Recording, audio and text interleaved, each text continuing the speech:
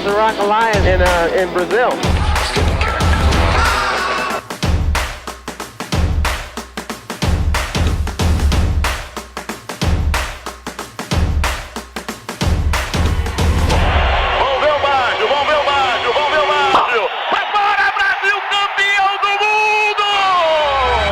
Em 1994, Lula achava que era sua vez de carregar a faixa de presidente.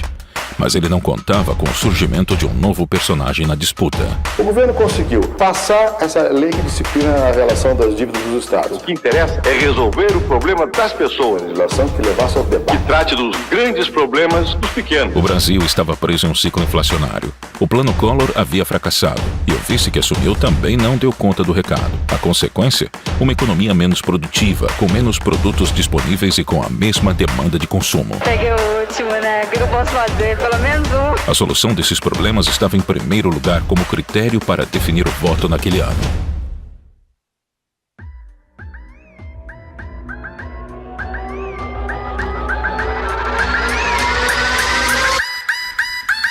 Prometo manter, defender e cumprir a Constituição.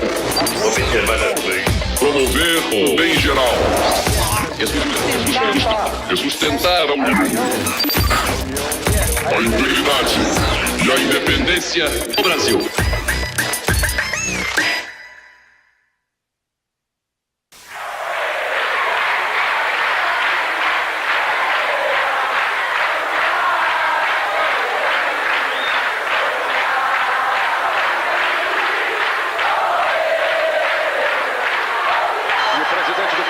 Aciona a campainha pedindo silêncio das galerias para que comece a parte efetiva da posse. Prometo manter, defender e cumprir a Constituição, observar as leis, promover o bem geral do povo brasileiro, sustentar a união, a integridade e a independência do Brasil.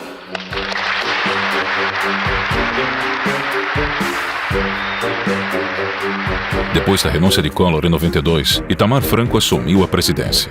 Sem adversários à altura, Lula deixou de ser só o líder dos trabalhadores para ser também o provável vencedor da próxima eleição. Lula mantém a liderança e foi o que mais cresceu. Se a eleição fosse hoje, Luiz Inácio Lula da Silva, do PT, ficaria em primeiro lugar, com 39%.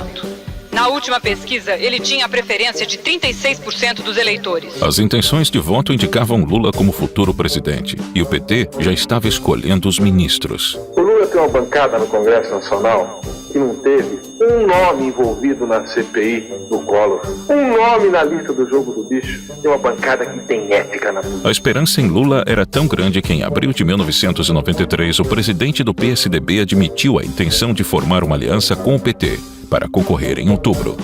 Mas o sonho de Lula de finalmente ser o presidente do Brasil começou a desabar. O novo ministro da Fazenda, Fernando Henrique Cardoso, se reúne com os líderes do PSDB. O principal assunto foi uma estratégia para evitar choques entre o partido... Em maio de 93, o desconhecido Fernando Henrique Cardoso foi nomeado pelo presidente Itamar Franco para o cargo de ministro da Fazenda. A missão de FHC era acabar com a inflação que chegava a 1.348%. O desespero do brasileiro pesava em seus ombros. Quem tiver realmente amor à melhoria de condição de vida do povo tem que ter um olho muito pregado na inflação. A pessoa que entra num lugar novo não deve começar quebrando cristais, não. Deve começar a olhar com atenção. O que estiver funcionando bem não há por que mexer. O que estiver funcionando mal se troca. Depois toda a plateia aplaudiu de pé o novo ministro da Fazenda. Em agosto de 93, Fernando Henrique juntou uma equipe de economistas para montar o Plano Real. Em 1994, o projeto foi anunciado. Nós estamos desenhando um programa econômico de estabilização para um país de alta inflação, com crescimento econômico e uma sociedade aberta e democrática que nós queremos mantê-la assim. Depois de décadas de inflação, o Plano Real tirou o Brasil da queda livre. Foi eficaz, estabilizou a economia e aumentou o poder de compra da população. Primeiro vem o ajuste fiscal, um corte de 22 bilhões de dólares no orçamento, ou 5 trilhões e meio de cruzeiros reais. Ainda assim, é preciso mais dinheiro para equilibrar as contas. A ideia, então, é aumentar todos os impostos em 5%. Haverá um sacrifício, indiscutivelmente. De todos. Quando toda a economia estiver atrelada ao novo índice, chegará a hora de mudar de moeda. Esse pão com manteiga, que custa 600 cruzeiros reais, passaria a custar 26 centavos de reais. No dia 1º de julho de 94, o real começou a circular. Na estreia oficial do real, não houve atropelos. O movimento foi tranquilo nos bancos e caixas eletrônicos de todo o país. Sarney, Collor e Itamar já haviam cortado zeros, congelado os preços e renomeado a moeda. Mas nada tinha funcionado. O real nascido hoje é a 9ª moeda brasileira em meio século. A diferença do plano de FHC era sua gradatividade. Não foi lançado do dia para a noite como o plano de Collor. A grande diferença deste plano é que ele não teve um dia D. Nada entrou em vigor hoje, por decreto, automaticamente. E a grande sacada do ministro era que os resultados se consolidariam durante o período eleitoral. Pois é, lançado o real, o governo vai usar a chamada âncora cambial para segurar a inflação nos primeiros 3 meses. Assim, R$1 ficaria valendo $1 nesse período. Então, vamos contar. Congelamento cambial seguraria a inflação perto de zero, pelo menos em julho, agosto e setembro. E dia 3 de outubro é dia de eleição. Uma curiosa coincidência, né?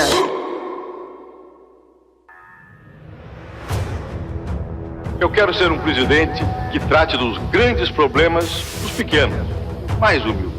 Porque a maioria dos governos sempre tratava dos pequenos problemas dos grandes. Agora, conhecido pelos brasileiros, Fernando Henrique se demitiu do cargo de ministro para ser candidato à presidência pelo PSDB.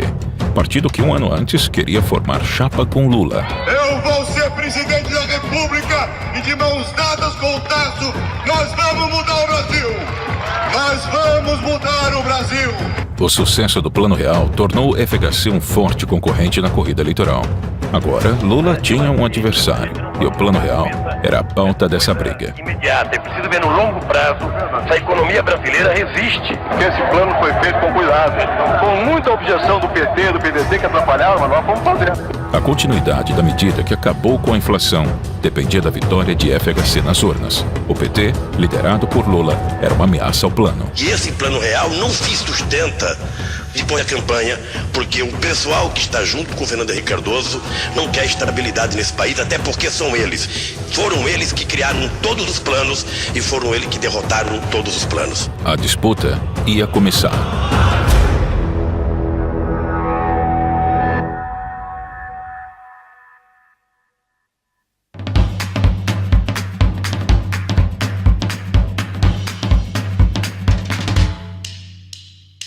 Cedo ou tarde, a morte se abaterá sobre cada um de nós e nenhum de nós poderá detê-lo. O candidato sorteado para perguntar. Vamos lá, segura, me ajuda aí, por favor. Se é fundamental para dirigir... Ok, tá feita. Eu percebo que o nível de escolaridade do senhor é mínimo. É muita ignorância querer confundir capacidade política com curso superior. Não por ignorância, perdoe-me o senhor. O nosso satélite, a Lua, gira em torno da Terra e nenhum de nós pode fazer absolutamente nada para modificar sua trajetória. O seu tempo está correndo. Sim. Saiu você, Lula. Tá vendo? Aqui. Erraram os que votaram no Collor e erramos nós que votamos no Lula. Sabe por quê? Pela inexperiência. Agora, ao contrário. A mim. Dê preferência ao Fernando Henrique. Então vamos lá? Claro, vamos lá. Eu não tinha dúvida quanto à preferência do governador Brizola. Um dia de sol equivale a 315 mil usinas de Itaipu funcionando o tempo todo. Risonho, amável, não briga com ninguém. Quer dizer... Já que ele foi tão amável em se referir a mim, eu fiquei até com a expectativa que no segundo turno ele vote em mim. Vamos lá. Opa. Existe um cancro fagedênico destruindo as entranhas da nação. A mídia foi bastante cruel comigo esses meses todos. Todos. Eu montava em cavalo, diziam que era Jack. Eu acho que é bom mesmo agora a gente dormir. Vamos lá. Em abril, Lula tinha cerca de 40% das intenções de votos, percentual que faria o petista vencedor da eleição em outubro. Em maio, o FHC formou alianças com PFL e PTB.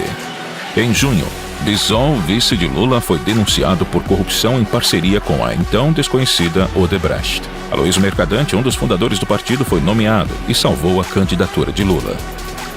Em julho, Lula ainda era o líder nas pesquisas, mas sua vantagem não era mais a mesma. Queda de 5 pontos percentuais na diferença entre o candidato do PT, Luiz Inácio Lula da Silva, e Fernando Henrique Cardoso, do PSDB. Em agosto, o Plano Real dava resultado. O poder aquisitivo da população, que por anos foi destruído, finalmente aumentou. O jogo virou. Os preços não sobem mais com aquela velocidade de um Brasil de inflação de 40%. FHC passou a liderar as pesquisas com 45% das intenções de voto. Lula diminuiu para 23%. A minha candidatura lidera as pesquisas em todas as regiões do país. Era hora da crise no PSDB. O petista Chico Vigilante denunciou o candidato a vice de FHC, Guilherme Palmeira, por receber propina da empreiteira Sérvia. Marco Maciel, senador pelo PFL, foi nomeado no lugar de Palmeira e o escândalo não abalou a FHC. Com ampla vantagem nas pesquisas e a vitória de FHC quase certa, a última esperança de Lula surgiu em setembro. A saída do ministro Rubens Recupero surpreende o país. Fernando Henrique Cardoso fez questão de desvincular as declarações do ex-ministro Recupero com a candidatura dele. Na conversa, Recupero, um dos articuladores do Plano Real, disse que o plano foi usado como propaganda para beneficiar a candidatura de Fernando Henrique. Não tem nada a ver, isso é questão de governo. Ele não está em campanha comigo. A conversa foi captada por antenas parabólicas e amplamente divulgada pela mídia. E foi assim que uma pessoa em Brasília flagrou as declarações do ministro e gravou tudo. E o Brasil conheceu os bastidores do Recupero. Eu não tenho escrúpulo, eu sei o que é bom a gente fatura, o que é ruim. Porque o que o ministro acaba de fazer é brincar com o sentimento de uma nação. É a candidatura oficial. Meus adversários querem derrubar a minha candidatura de qualquer jeito. 2 dias depois, Recupero renunciou ao cargo. Quem o substituiu foi Ciro Gomes, na época filiado ao PSDB. A equipe está feliz com a designação do Ciro e o Brasil também. Para desespero do PT, mais uma vez a popularidade de FHC não sofreu abalos após a crise. O golpe final contra Lula aconteceu ainda em setembro. O Plano Real, criado por FHC, diminuiu a inflação para 1,95%.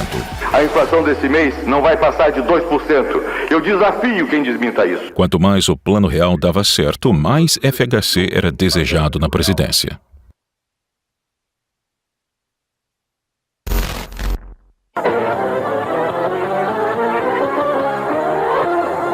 O candidato Fernando Henrique Cardoso votou pela manhã em São Paulo. A movimentação em frente ao prédio onde ele mora, na zona oeste da capital, começou bem cedo. Eu não sei quem vai ganhar a eleição, certamente depende que vamos ver dentro de 2 dias, nós teremos uma certeza disso. Eu não quero avançar o sinal, mas eu acho que ganhe quem ganhar, nós temos um Brasil mais confiante em si. Às 11 da manhã aumentou o burburinho aqui em frente a um colégio da zona sul de São Paulo. O candidato Fernando Henrique estava a caminho para votar. Como todos os eleitores, preencheu as cédulas, uma de cada vez. Embananou com a mesa de votação, o candidato erra a urna. E quase teve o voto revelado por uma câmera indiscreta. Lula votou em São Bernardo do Campo, confiante de que vai para o segundo turno. 9 da manhã, começava o dia de Luiz Inácio Lula da Silva. E esse café? Seria o café da manhã de um derrotado? Sim, mostravam todas as pesquisas. Não, rebatia de pronta a militância petista. Lula foi votar, furou a fila e votou. E ficou emocionado. Depois desse gesto, Lula mudou, ficou mais confiante e prometeu. A eleição teria um segundo turno. Quando a gente vê esse mundaréu de gente na rua, quando a gente vê essa garra na rua, a gente tem certeza que vai ganhar essas eleições. No dia 4 de outubro de 1994, as urnas terminaram de ser apuradas e confirmaram o que todos já esperavam. FHC derrotou Lula no primeiro turno com 54% dos votos, contra os 27% do candidato do PT. Da galera. Defender e cumprir a Constituição. Observar as leis. Promover o bem geral do povo brasileiro sustentar a união, a integridade e a independência do Brasil.